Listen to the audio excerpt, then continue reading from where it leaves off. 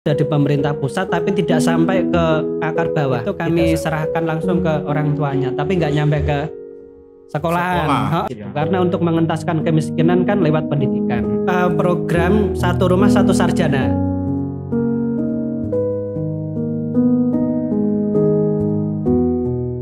Assalamualaikum warahmatullahi wabarakatuh. Kembali lagi bersama Pitok, podcastnya Panggung Harjo bersama saya Rusada Atari. Dan kali ini ya Sobat Desa, ini masih dengan edisi awal tahun ya, karena memang kemarin-kemarin kan kita di Desember ya, atau di akhir-akhir tahun itu kan kita sudah melakukan preparing ya terkait dengan kegiatan podcast Panggung Harjo ini. Dan di awal tahun 2023 ini kita sudah mengambil take, ini sudah episode keberapa ya, 100 ya teman-teman ya. Oh belum, masih ke sekian kalinya ya, tapi memang kita sudah mengawali podcast di Panggung Harjo ini ya. Nantikan dan pastinya akan disiarkan untuk Sobat Desa semuanya.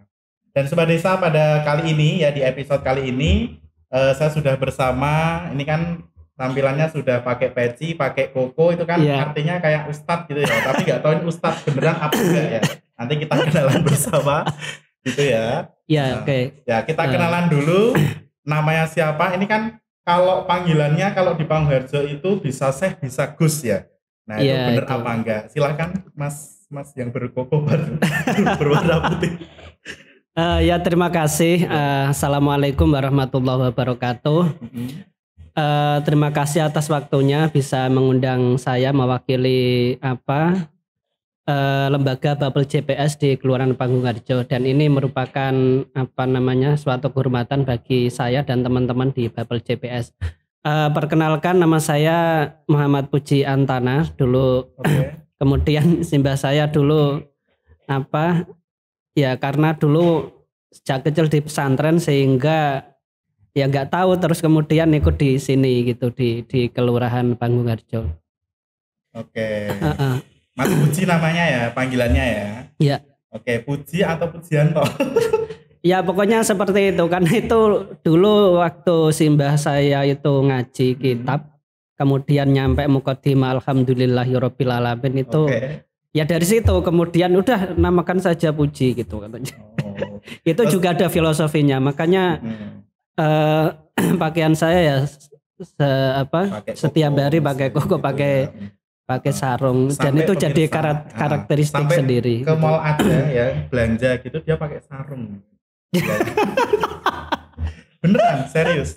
Ya kemana-mana pakai itu, nggak tahu itu. Tapi nggak apa-apa, itu ciri khas Mas Puji ya. Iya. Oke Sobat Desa, jadi memang tema kali ini ya, episode pada podcast Pitok pada episode kali ini adalah, tadi sudah disinggung ya, beliau adalah ketua lembaga ya, salah satu lembaga desa di Panggung Harjo gitu ya, Mas Puji, itu namanya Bubble JPS gitu. Nah, karena Sobat Desa mungkin ada beberapa yang belum tahu itu apa Bubble JPS itu. Nah, ini mumpung ada ketuanya gitu ya, atau sebagai apa gitu kan, nggak tahu atau apa gitu. Kalau di Bubble JPS, Mas Puji itu sebagai apa? Kalau dulu, ini cerita dulu ya, pertama kali saya gabung di lembaga Bubble JPS. Bubble JPS sendiri itu kan Badan Pelaksana Jaring Pengaman Sosial. Benar, Badan Pelaksana Jaring Pengaman Sosial. Jaring Pengaman Sosial itu disingkat Bubble JPS. Bubble JPS. Itu pertama kali di sini itu di 2015. Itu pun nggak sengaja diikut sertakan oleh teman, karena dulu di 2015 baru hijrah ya dari Pati kemudian ke Jogja. 2015 selang 3 bulan sudah masuk di kelurahan gitu. Itu belum tahu seluk-beluk teman-teman yang ada di kelurahan, ya pokoknya gabung aja gitu. Jadi di situ. Dulu kalau sebelum bergabung ke sini itu Anda sebagai apa di Jogja itu? Ya, dulu karena niatnya itu ya ngangsu kaweruh di melanjutkan kuliah. Nyantri gitu. Iya, nyantri dulu mondoknya di Krapia, di Pondok Pesantren Al Munawwir Krapia. Oke, deket ya. Dekat. Terus kemudian kenal sama Kang Jamiluddin yang dulu itu dia pengelola Bubble JPS Kelurahan Panggung Harjo gitu. Kemudian saya diajak untuk ikut memberdayakan lembaga Bubble JPS. Jadi 2015 nyampe Krapia, terus kemudian kenal sama Kang Jamil. ya udah kemudian ikut serta untuk mengembangkan memberdayakan lembaga Bubble JPS. Oke, jadi dulu peran saya di bidang pendidikan sih. Terus surveyor, ya tukang survei di lapangan gitu, sampai sekarang gitu. Oh pantes, saya dulu pernah lihat itu kayak semacam ini gitu, mirip ya, tapi nggak tahu itu ngapain gitu. Pokoknya keliling-keliling gitu ke kampung-kampung gitu. Berarti itu Anda ya waktu itu? Iya, itu saya itu. Oh gitu. Itu dulu saya menyelinap, surveyor. Pokoknya menyelinap dari satu rumah ke rumah yang lain. Ya tanya-tanya problematika masalah kehidupan sosial masyarakat terkait dengan bidang pendidikan di Bubble JPS itu. Oke, Mas Puji ya. Jadi karena dulu dari awal itu memang sudah ikut dalam angkatan merintis gitu ya. Merintis Bubble JPS ini dari saat pembentukan kemudian sampai ya merangkak gitu sampai hari ini ya Bubble JPS sudah dikenal oleh sobat desa gitu ya, khususnya di Kelurahan Pangungharjo gitu, karena memang Bubble JPS ini hanya ada satu-satunya di Indonesia gitu ya, yang di desa-desa seluruhnya ada di Pangungharjo aja. Di seluruh negara kesatuan Republik Indonesia. Itu akhirnya jadi kiblat. Oh, jadi ini bukan kiblat dong. Nanti kalau kiblat Ka'bah dong. Iya, maksudnya jadi role modelnya. Gitu. Role model dalam bidang apa? Sebenarnya kan tadi ada pendidikan. Emang ada di Bubble JPS itu ada ini enggak bidang-bidang lain gitu supaya sobat desa di rumah itu bisa tahu selain pendidikan tuh apa aja gitu. Iya. Saya pengen cerita di awal terbentuknya Bubble JPS dulu, sebelum saya menjelaskan terkait dengan program yang ada di Bubble JPS ya. Sebenarnya program ini kan pertama kali dibentuk ketika Pak Lurah Pangungharjo, yaitu beliau Bapak Wahyudi Anggoro-Hadi pertama kali diangkat jadi Lurah Pangungharjo di 2013 ya. Di 2013 akhirnya beliau membentuk sebuah lembaga untuk menjembatani lembaga yang dulu ada di pemerintah pusat tapi tidak sampai ke akar bawah, tidak sampai ke masyarakat, ke akar rumput gitu kan. Itu yang mentoknya di pemerintah pusat sampai di provinsi, kira-kira seperti itu. Di pemerintah itu kan ada yang namanya BPJS, ya hampir mirip lah sama dengan Bubble JPS tapi beda. Akhirnya Pak Lurah menangkap program itu karena BPJS yang di sana itu kan nggak sampai ke akar bawah ya, akar rumput lah di masyarakat di pedesaan itu. Maka oleh Pak Lurah Pangungharjo ini harus menyentuh langsung ke titik inti, yaitu di akar rumput masyarakat yang paling bawah. Maka dibentuklah namanya lembaga Bubble JPS. Representasi dari BPJS, kemudian yang di kelurahan itu ada Bubble JPS, Badan Pelaksana Jaring Pengaman Sosial gitu. Yaitu karena itu juga itu ada di Undang-Undang Dasar 1945 dan juga dasar hukumnya juga ada untuk mengatur pola hidup masyarakat, warga miskin, fakir miskin dan lain sebagainya, itu kan diatur sepenuhnya oleh undang-undang dan itu memang menjadi tanggung jawab oleh pemerintah pusat. Oke, gitu. Jadi sebentar. Jadi karena Pak Lurah ini awalnya memang melihat kondisi, ya kan, kondisi di lapangan dan itu juga merupakan kebutuhan masyarakat juga gitu. Iya. Karena program-program dari pusat pemerintah itu belum sampai menjamah. Ya, pokoknya belum sampai ke bawah gitu. Belum bisa dirasakan sampai ke akar rumput masyarakat itu. Iya, betul gitu. Seperti itu. Kemudian itu 2013 membuat itu seperti itu ya. Lanjut. Karena yang paling bisa menyentuh masyarakat bawah itu kan pemerintah kelurahan atau pemerintah desa. Betul. Gitu kita kan. Dengan adanya Bubble JPS kemudian berkembang sampai sekarang ini. Nah, kebetulan itu dulu perintisnya itu Kang Jamil dan kawan-kawan. Kalau nggak salah ada Kang Rizky atau siapa yang itu dulu 3 orang. Terus kemudian ada reformasi lah kira-kira seperti itu. Akhirnya di 2015 saya masuk di situ. Ya tadi terus selain pendidikan terus apa aja misalnya selain itu cerita singkat terkait dengan Bubble JPS pembentukannya, terusan aspek filosofinya juga ya.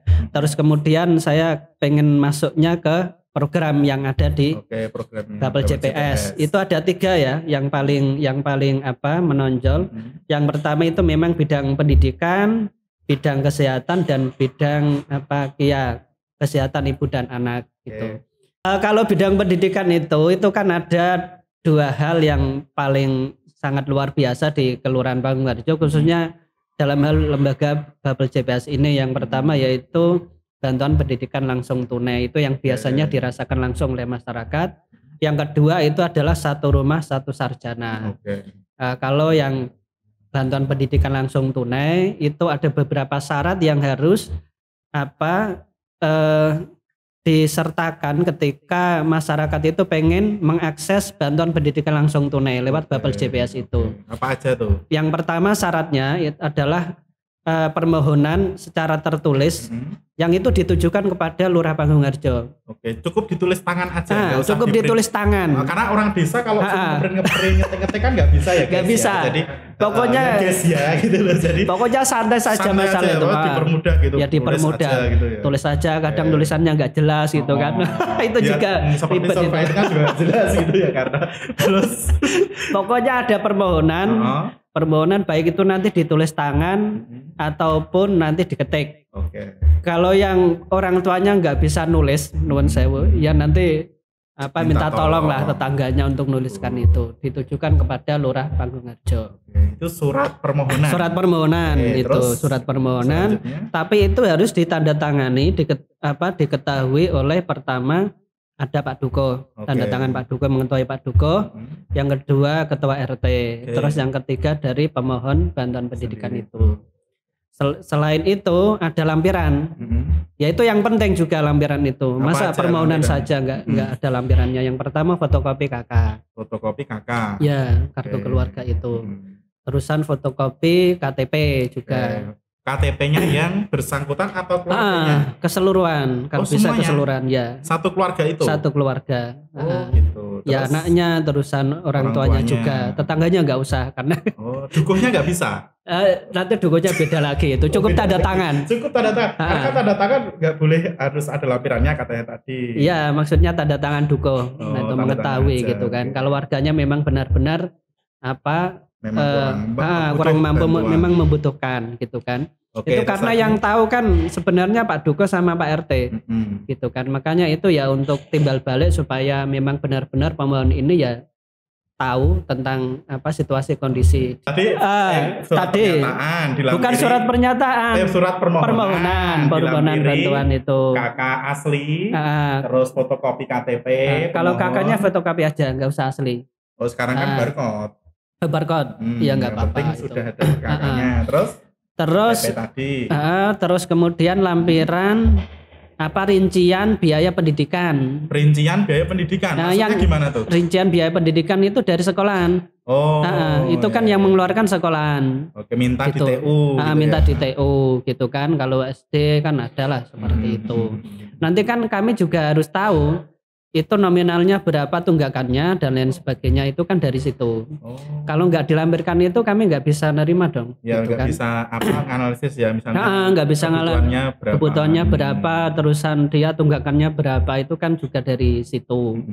Terus kemudian diserahkan ke bagian admin umum ya di kelurahan yang di pelayanan terpadu. Pelayanan terpadu nanti itu. Bagian sosial. Itu terus kemudian disampaikan ke Pak Lurah di mejanya itu. Nanti kan ada tulisan-tulisannya mohon dikoordinasikan dengan tim Bubble JPS. Baru nanti masuk ke kantor ke tempat Bubble JPS. Yang temannya yang di sana, sekretariat. Tahu ya? Mana? Mohon maaf, sobat desa pada belum tahu ini. Masa di mana? Itu sudah saya pasang, itu besar sekali. Besar sekali di mana ya guys ya? Yang dekat, yang paling pojok selatan. Enggak, maksudnya depannya sampah itu loh. Di Empung atau di Balai Kelurahan gitu loh. Kan kurang jelas kan tadi. Sekarang sudah kami jelas. Sekarang sudah kami jelaskan di bagian bagian komplek kelurahan yang bagian selatan pojok. Itu ada fotokopi, terusan ada minum-minuman dan lain sebagainya, itu kantor Bubble JPS. Pokoknya Bubble JPS itu ngurusi semuanya lah pokoknya. Dunia akhirat, ekonomi juga. Bentar. Yang ada minuman. Itu kan ada jualan minuman juga. Masa minuman yang halal kan? Pasti. Yang halal gitu. Padahal ambigu gitu loh. Kan ada mungkin yang berpikir tuh gak cerdik gitu loh. Ini nyampe kemana-mana kayaknya nanti. Iya. Oke, berarti di pojok di komplek kelurahan itu ya, dari kelurahan Ya. sebelah selatan. Ya, pokoknya yang bagian ada fotokopi dan lain sebagainya itu Itu ke situ. itu ya di situ. Terus masuk ke sana, terus kami telaah dulu, kami pelajari. Terus barulah kemudian ada tim dari Bapel JPS yang survei ke lapangan. Oh, jadi permohonan dulu, kemudian direspon, baru survei gitu. Survei, iya, survei ke lapangan. Karena ya survei ini sangat penting sekali, karena ada beberapa pertanyaan penting yang harus dijawab oleh pemohon bantuan pendidikan. Ada kuesionernya. Ya, kita harus tahu lah, kami harus tahu terkait dengan apa pekerjaannya, itu apa, seperti itu, latar belakangnya apa, dia punya rumah enggak, motornya berapa. Termasuk kondisi rumah semuanya, juga? Iya. Perabotannya punya enggak, terus kemudian istrinya berapa gitu kan. Itu juga mempengaruhi apa ekonomi juga. Ya pokoknya seperti itulah. Setelah kami survei, terusan ya difoto juga terkait dengan rumahnya.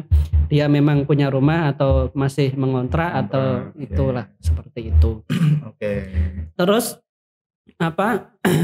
Berkas itu kembali ke kantor Bapel JPS oleh teman-teman Bapel JPS, nanti akan direkap lagi, terusan rembukan lah ini kira-kira sesuai survei itu apa layak enggak dibantu, seperti itu. Tapi kami punya secara profesional kami punya standarisasi untuk bantuan pendidikan langsung tunai ini. Itu ya, maksimalnya itu 1 juta ke bawah. Maksimal 1 juta ke bawah. Maksimalnya 1 juta ke bawah. Itu pun kalau itu untuk apa? Bantuan pendidikan langsung tunai. Kalau setelah survei terusan ternyata layak untuk dibantu, maka itu maksimalnya adalah 1 juta ke bawah. Tidak bisa ke atas. Jadi misalnya kalau tadi si pemohon punya tunggakan itu harus di bawah yang 1 juta. Enggak, itu nanti bantuan yang kami serahkan, yang kami keluarkan itu maksimalnya 1 juta gitu. Tapi kemudian banyak sekali problem ya Mas. Banyak sekali problem yang kami temukan ketika survei di lapangan, dan juga banyak sekali itu Yang pertama itu kami mensoroti itu tunggakan itu lebih dari kapasitas kami untuk membantu. Kadang itu masih tunggakannya ada 4 juta, ada 7 juta, ada 11 juta.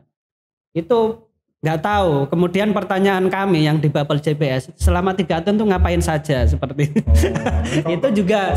Gitu.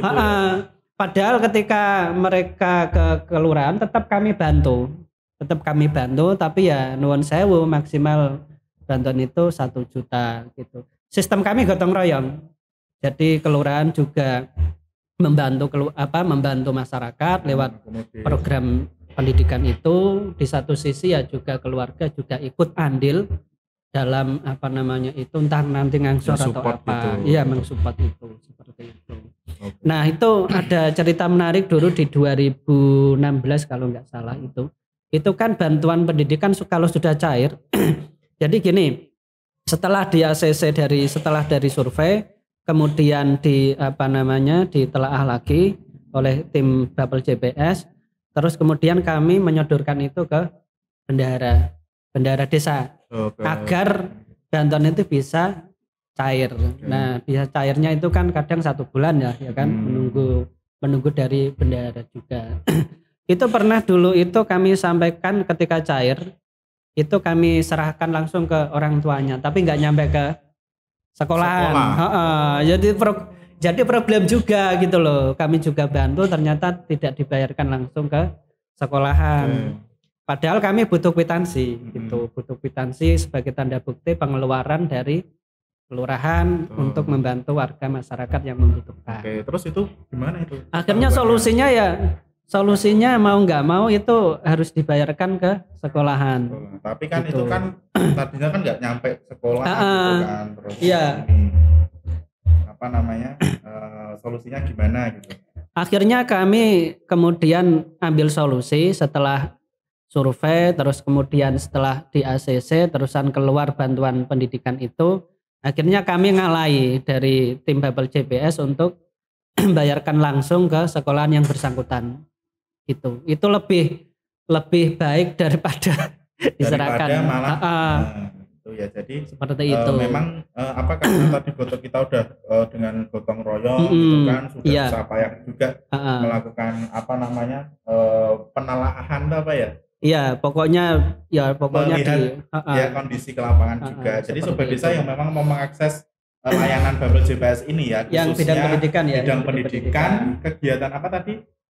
Bantuan pendidikan langsung tunai itu memang harus konsekuen ya, tidak betul. Bisa kemudian nanti ketika mengajukan permohonan kemudian Sobat Desa itu tidak bertanggung jawab juga ya. Jadi ketika sudah dibantu, ketika sudah ada atensi dari pemerintah gitu ya, digunakan dengan sebaik mungkin ya, jangan sampai kesempatan itu digunakan tapi digunakan untuk yang lain gitu ya Mas Puji betul, ya. betul. Karena ini sudah susah payah juga dan ini uang negara gitu ya. bukan uangnya Mas Puji, saya yakin bukan uangnya Mas Puji ya. Tapi sering juga itu nalangi dulu. Tapi sering juga gitu. Nalangi. Serius? Ya itu kan karena ada kadang ya banyak ya masyarakat yang membutuhkan tapi apa namanya itu biasanya itu kan ke kelurahan. Animonya. Pak Lurah ini saya harus bayar ini sekian gitu. Tapi besok pagi itu harus deadline terakhir. Mau nggak mau ya harus talang dulu ya. Ya untunglah ketua Bubble JPS-nya kaya raya. Amin.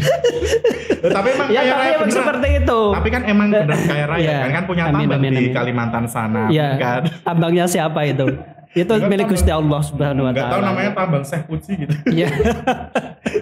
Saya banyak namanya, pokoknya insya Allah bisa jadi semuanya biar jalan baik. Ya gitu. Jadi semuanya terbackup. Nah, itu ya. Jadi Sobat Desa jangan sampai melewatkan ataupun menyanyiakan ya kesempatan yang sudah ada itu. Oke, Mas Puji. Kemudian tadi kalau bidang pendidikan sendiri masih ada satu lagi. Ada lagi. Masih ada satu lagi, apa itu? Itu namanya? Yang paling menarik lagi. Banyak para peneliti, para mahasiswa baik UGM, baik UNJ, baik yang lainnya itu pada kesini untuk meneliti program ini. Itu program unggulan kayaknya. Jadi kayak semacam untuk kajian menambah pengayaan pengetahuan juga ya terkait dengan ini ya.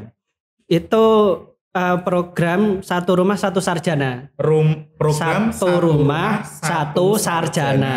Nah, kalau memang di rumahnya itu pengen 2 atau 3 sarjana gimana? Ya alhamdulillah malah lebih bagus gitu loh. Itu jadi programnya minimal gitu ya, minimal satu rumah di satu minimal rumah itu ada satu sarjana.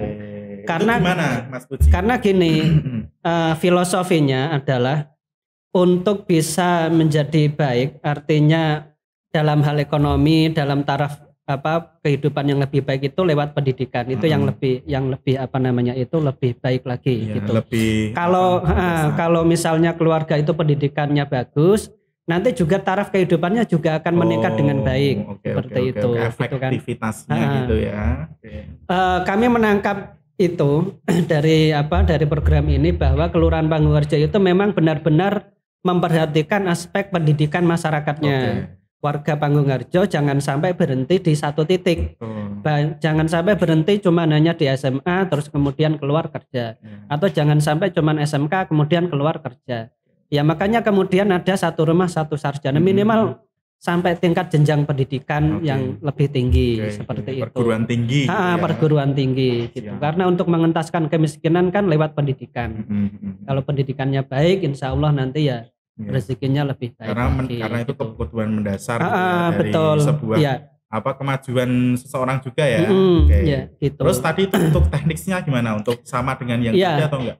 Kalau teknis Satu Rumah Satu Sarjana itu langsung saja teman-teman teman-teman yang sobat desa, kawula muda yang ada di Kelurahan Panggung-Harjo kalau pengen kuliah kemudian nggak ada biaya, ambil saja yang Satu Rumah Satu Sarjana gitu yang di Kelurahan Panggung-Harjo itu. Tapi syaratnya harus lulus dari SMA dulu ya? Iya.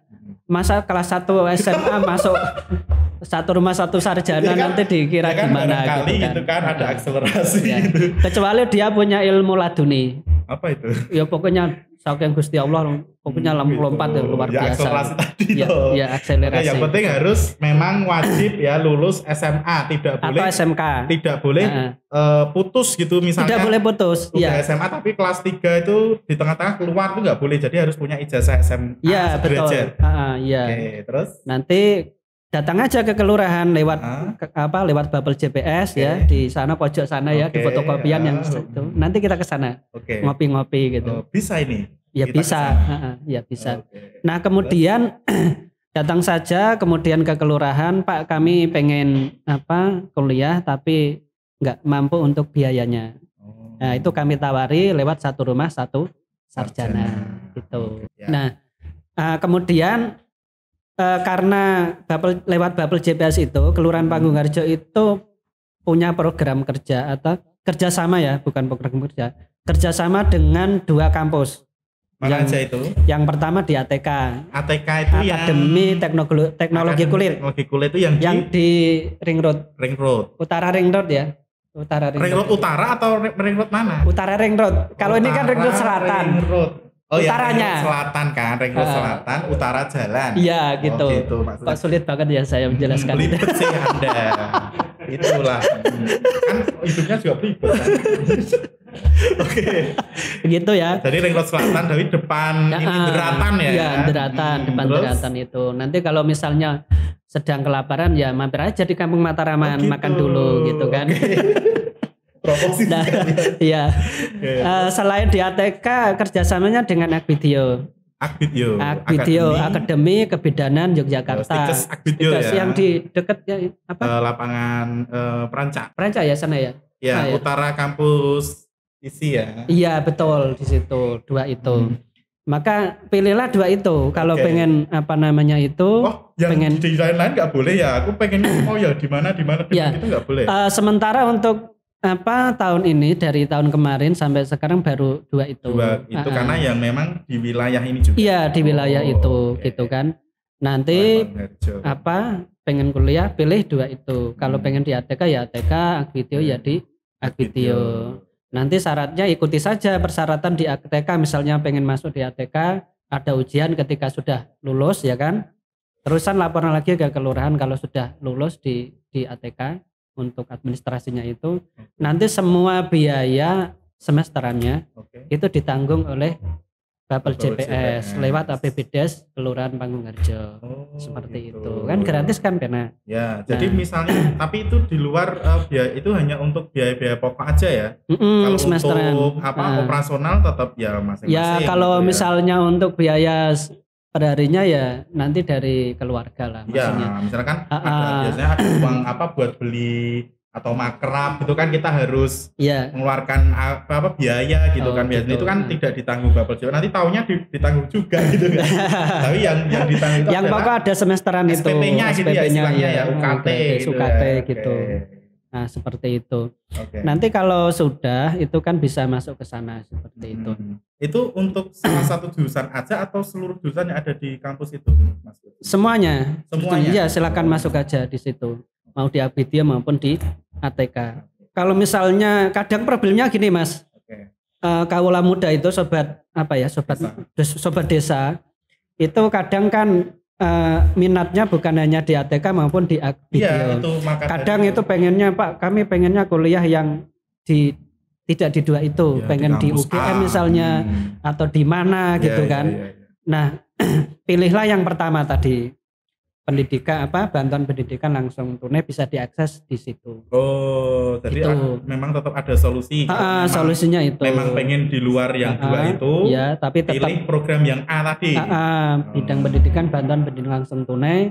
Nanti persyaratannya sama seperti yang tadi saya sampaikan gitu. Tapi begini Mas Puji, tadi kan sepertinya belum menyinggung ya terkait dengan kriteria. Jadi kan ketika survei ya yang bisa lolos masuk itu sebetulnya yang bagaimana gitu kan karena misalnya kalau kita seperti ini kan seperti semacam bantuan sosial gitu ya dari seperti kalau Kemensos itu kan kalau PKH BPNT itu kan ada indikator-indikatornya misalnya kalau PKH sendiri itu kan kayak ada indikatornya misalnya ibu hamil ya kan anak sekolah terus misalnya lansia atau lansia yang terlantar gitu dan sebagainya. Nah kalau yang Bubble JPS ya kan karena ini milik desa, skupnya itu adalah desa, pemerintah desa itu ada nggak misalnya tadi kan belum menyinggung kriteria yang termasuk dapat, yang pendidikan ini dua-duanya itu apa aja? Salah satunya kriterianya itu adalah warga pertama memang khusus warga Panggung-Harjo. Baik yang KTP ataupun domisili? Yang KTP. Oh, yang KTP aja lah. Kalau misalnya yang domisili maksudnya cuman domisili tapi KTP-nya masih sana luar Panggung Harjo. Belum bisa mengakses itu karena itu khusus untuk warga Panggung Harjo. Jadi kalau mau pengen ya harus pindah dulu gitu ya. Pindah dulu, pindah KK seperti itu. Yang kedua yaitu memang warga Panggung Harjo yang dalam kategori tidak mampu dalam ekonomi, dalam mencukupi kebutuhan keluarga. Dilihat dari pertama tadi survei. Itu sudah kelihatan banget.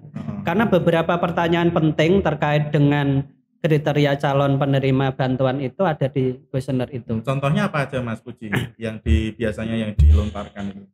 Penghasilan atau apa gitu? Tadi ada kuesioner ada beberapa poin penting yang kami tanyakan. Pertama itu adalah tanggungan keluarga berapa, misalnya anaknya berapa gitu kan, dari satu rumah berapa, gitu. Terus pekerjaannya orang tuanya apa gitu kan, terusan satu bulan itu menghasilkan berapa dari pekerjaan itu, terusan istrinya misalnya istrinya juga kerja enggak gitu kan, kalau kerjanya di mana per bulan dapat berapa, rumah itu numpang mirip pribadi, numpang orang tua atau kontrak, itu juga mempengaruhi.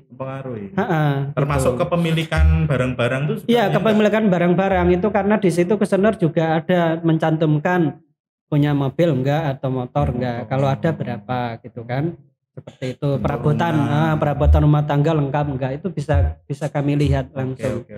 Karena kalau kami survei itu ya langsung ketemu orangnya, tanya langsung, terusan mata kami yang kedua ada yang kesana gitu kan. Jadi muter, jadi tanpa kami tanya detail sudah tahu, oh motornya ada di sini, oh ada di sana, ada disembunyikan. Jadi juga tahu. Melihat dari bentuk rumah dari awal itu ya, kan sepertinya itu juga mempengaruhi juga kriteria penerima bantuan. Termasuk itu. Kayak daya listrik itu juga ya enggak? Sama, iya sama. Tadi dicek juga. Itu daya listriknya berapa? 450 atau 900 atau lebih dari itu juga gitu kan. Itu juga mempengaruhi penilaian kami, kriterianya seperti apa gitu kan. Ya banyaklah seperti itu.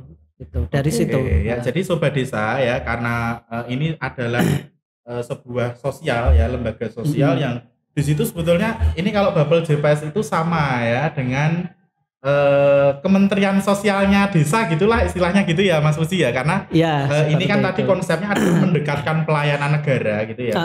Yang dibawa konsepnya itu untuk masyarakat desa. Nah, jadi kalau misalnya ya ada warga yang sudah mengajukan tapi kok nggak lolos gitu, pernah ada nggak? Pernah ada. Gimana solusinya? Ya itu kalau tidak ada ACC, maksudnya tidak ada WA timbal balik dari Bubble JPS, berarti tidak di ACC. Ya, itu mutlak keputusan final dari teman-teman Bubble JPS gitu. Karena melihat dengan ukuran tadi juga ya, tidak karena langsung terjun ke lapangan kan. Kami untuk survei juga tidak melulu tanya sama orang yang bersangkutan. Tapi juga kami tanya tetangga sekitarnya itu kan juga lebih tahu juga seperti itu. Pak RT-nya seperti itu. Ini orangnya kayak gimana kan seperti itu. Orang sekarang itu kan kayaknya nuwun sewu ya, ada yang rumahnya besar tapi ternyata itu nuwun sewu hutangnya banyak juga ada seperti itu. Jadi tidak sebetulnya kondisi itu tidak bisa diukur langsung ya, karena realistis gitu ya. Iya, realistis sekarang zaman sekarang itu. Dulu pernah ya? Benar gak sih realistis? Maksudnya tuh seperti itu tuh tidak bisa diukur secara kasat mata juga, karena ya melihatnya dengan indikator itu sebetulnya sudah mendekati ya Mas Puji ya, kira-kira yang bisa diukur tuh ini. Iya gitu betul. Ya kata orang Jawa dulu kan hidup itu wang sinawang ya, saling sawang sinawang lah. Kadang jenengan melihat saya ganteng gitu kan, saya melihat jenengan juga nggak tahu seperti itulah. Ya seperti itu. Kelihatannya kayak ustaz tapi ternyata kan. Itu beda lagi itu. Tapi ada cerita menarik Mas. Jadi dulu itu pernah ada yang tidak kami ACC, yang tidak di ACC oleh tim Bubble JPS. Itu akhirnya suatu ketika saya ketemu orangnya lewat di depan rumahnya, itu dikejar itu. Untung saja motor saya banter itu. Oh, dikejar itu dipanggil biasa. Iya, dipanggil mau ditanya kenapa nggak lolos itu. Oh, kenapa nggak lolos gitu. Ya, itu iya. cewek apa cowok? Itu bapaknya malah. Oh. Kalau cewek saya berhenti. Oh. Itu juga pengalaman-pengalaman seperti itu ya ada di lapangan. Gitu. Pokoknya unik lah. Soalnya ada misi tersendiri gitu, terselubung. Iya. Gitu. Ya pokoknya susah senang di Bapel GPS banyak sekali ya. Kadang banyak susahnya di lapangan. Kemudian banyak senangnya juga karena kemudian dikenal banyak masyarakat, didoakan gitu kan. Oke, baik.